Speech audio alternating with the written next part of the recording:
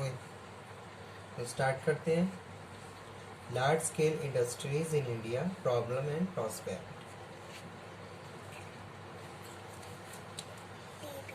Large scale industries refers to the industries which require huge infrastructure. ऐसी industry जिनके लिए huge infrastructure की requirement हो, ह्यूमन रिसोर्स और large amount of capital requirement हो, capital assets. तो इस तरीके की इंडस्ट्रीज को हम लार्ज स्केल इंडस्ट्रीज बोलते हैं। तो एक टर्नओवर के हिसाब से भी इसको डिफाइन किया गया है कि भाई पर ईयर कितना टर्नओवर होना चाहिए, कितना आप इन्वेस्टमेंट कर रहे हो। So the term large scale industries is a generic term including various type of industries and its purview. ठीक है, all the heavy industries of India जैसे कि आयरन है, स्टील है, टेक्सटाइल है, ऑटोमोबाइल मैन्युफैक्चरिंग इंडस्ट्री है, fall under the large scale industries. So in the recent year, IT and telecom sector boom and the huge amount of revenue generated by these industries make it fall under the category of large scale industry sector. ठीक है, तो IT ने और telecom area की वजह से ये in industry में और ज़्यादा इम्प्रूवमेंट्स हुआ है, इनकी डेवलपमेंट हुआ है, जिससे हमारी जो कंट्री की इकोनॉमी है और ज़्यादा इम्प्रूव हो गई है। ठीक है, so these could be manufacturing units और सर्विसेज यूनिट्स विच में use both indigenous and the imported technologies. So they cater to both the local and foreign markets, दोनों ही मार्केट को कवर किया हुआ है। ठीक है, तो इस तरीके की इंडस्ट्रीज को हम लार्ज स्केल इंडस्ट्रीज में इंक्लूड करते हैं, जहां heavy amount of capital asset required हो, ह्यूज इंफ्रास्ट्रक्चर और ह्यूज ह्यूमन रिसोर्सेज रिक्वायर्ड हो, स्किल्ड, सेमी स्किल्ड, अनस्किल्ड, हर तरीके की लेबर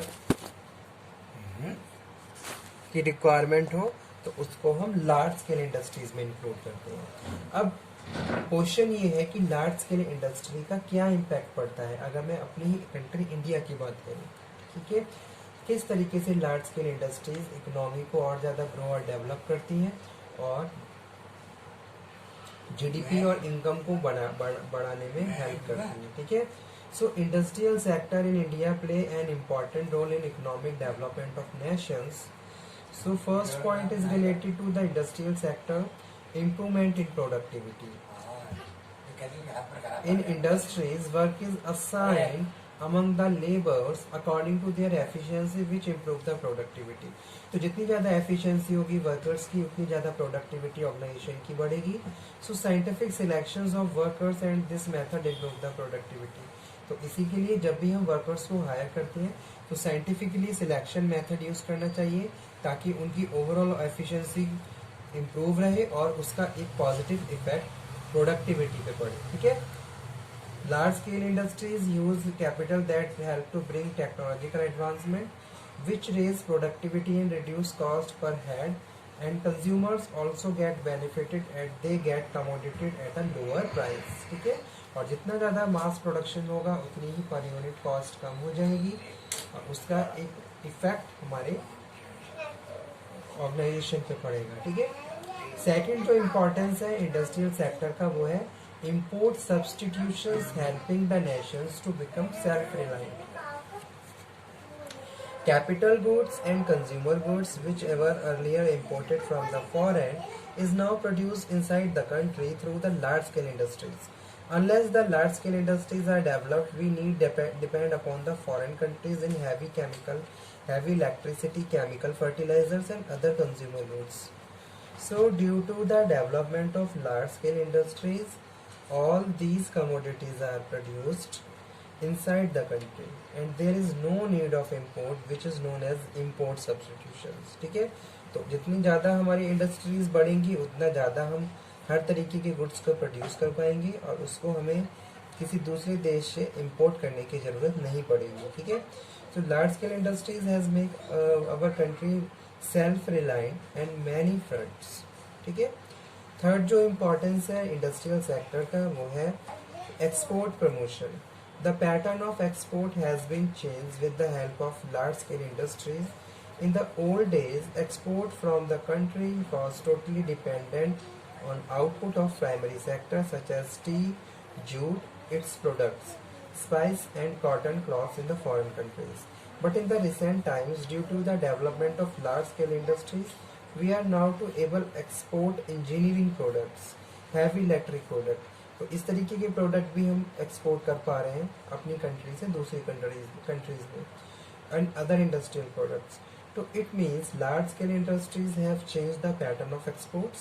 तो लार्ज स्केल इंडस्ट्रीज ने एक्सपोर्ट के पैटर्न को भी चेंज कर दिया है, increase the quantity of export, और ओवरऑल क्वांटिटी ऑफ एक्सपोर्ट भी बढ़ गई है. ठीक है. Increase in the rate of capital formation.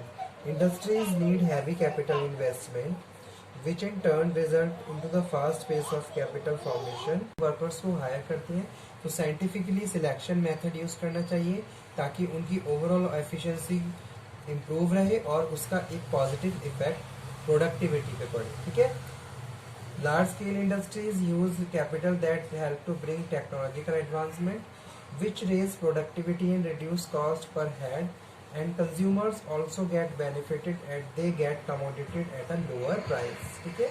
और जितना ज़्यादा मास प्रोडक्शन होगा उतनी ही पर यूनिट कॉस्ट कम हो जाएगी और उसका एक इफेक्ट हमारे ऑर्गेनाइजेशन पे पड़ेगा. ठीक है. सेकंड जो इम्पोर्टेंस है इंडस्ट्रियल सेक्टर का वो है import substitutions helping the nations to become self reliant. Capital goods and consumer goods, whichever earlier imported from the foreign, is now produced inside the country through the large-scale industries. Unless the large-scale industries are developed, we need depend upon the foreign countries in heavy electricity, chemical fertilizers, and other consumer goods. So, due to the development of large-scale industries, all these commodities are produced inside the country and there is no need of import which is known as import substitutions. ठीक है. तो जितनी ज़्यादा हमारी industries बढ़ेंगी उतना ज़्यादा हम हर तरीके के गुड्स को प्रोड्यूस कर पाएंगे और उसको हमें किसी दूसरे देश से इंपोर्ट करने की ज़रूरत नहीं पड़ेगी. ठीक है. तो large scale industries has make our country self reliant and many fronts. ठीक है. थर्ड जो इम्पोर्टेंस है इंडस्ट्रियल सेक्टर का वो है export promotion. The pattern of export has been changed with the help of large-scale industries. In the old days, export from the country was totally dependent on output of primary sectors such as tea, jute, its products, spice and cotton cloths in the foreign countries. But in the recent times, due to the development of large-scale industries, we are now to able export engineering products, heavy electric products. तो इस तरीके के product भी हम export कर पा रहे हैं अपनी कंट्री से दूसरी कंट्रीज में, एंड अदर इंडस्ट्रियल प्रोडक्ट्स. तो it means large scale industries have change the pattern of exports. तो लार्ज स्केल इंडस्ट्रीज ने एक्सपोर्ट के पैटर्न को भी चेंज कर दिया है, increase the quantity of export, और ओवरऑल क्वांटिटी ऑफ एक्सपोर्ट भी बढ़ गई है. ठीक है. Increase in the rate of capital formation. Industries need heavy capital.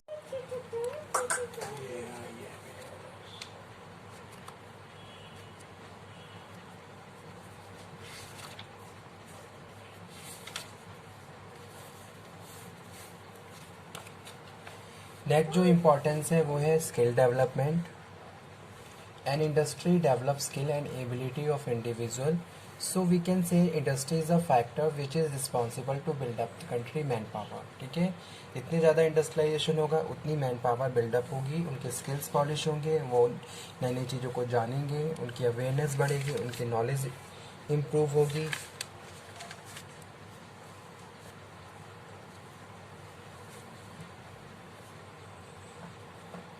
and it make a person specialize in a particular field. Next one है affordable price in the end consumer. Industrialization resulted in the large quantity productions of goods, so the production cost is reduced and the price become affordable, and secondly the domestic products are of the low cost as compared to the imported ones. ठीक है. जितनी ज़्यादा domestic product होंगे उतना ही ज़्यादा उसकी cost कम होगी rather than हम उसको कहीं से इंपोर्ट कर रहे हैं, और जब भी हम इंपोर्ट करते हैं तो वहाँ पे प्राइजेस बढ़ जाते हैं. ठीक है. और वो प्राइस अल्टीमेटली एंड कंज्यूमर के द्वारा ही पे किए जाते हैं. So earlier computer were imported from the other countries, then the high price were charge from the end consumers. But now when we production started in our country, The price were reduced and the available at much lower price. Promote foreign trade. Industrialization induced the foreign trade within economy, which is not limited to the domestic boundaries only. Industrialization promote import of machineries and raw material from foreign countries. On the other hand, export of finished goods on the others. ठीक है. So industrialization lead to developing foreign trade. और ज़्यादा foreign trade बढ़ता है, जितना ज़्यादा industrialisation होगा international market को भी कवर किया जाएगा. Development of various banking, insurance and financial institutions. Industrialisation in nation had lead to establishing various financial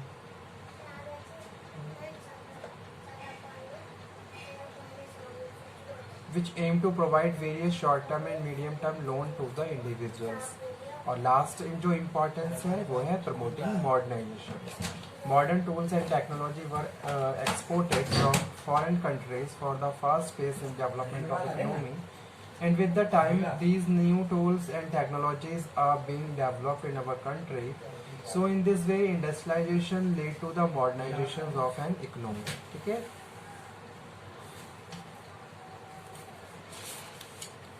तो ये इम्पोर्टेंस पॉइंट थे जो कि रिलेटेड है इंडस्ट्रियल सेक्टर इन इंडिया से. तो आज का सेशन हमने यही डिस्कस किया है लार्ज स्केल इंडस्ट्रीज और किस तरीके से ये एक पॉजिटिव रोल प्ले करती हैं कंट्री की नेशंस के लिए.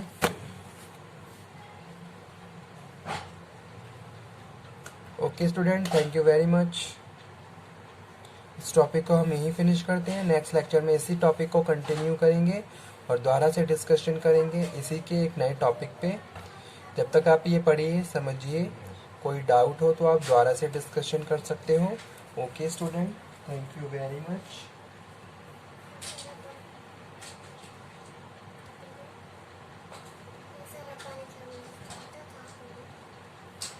Thank you.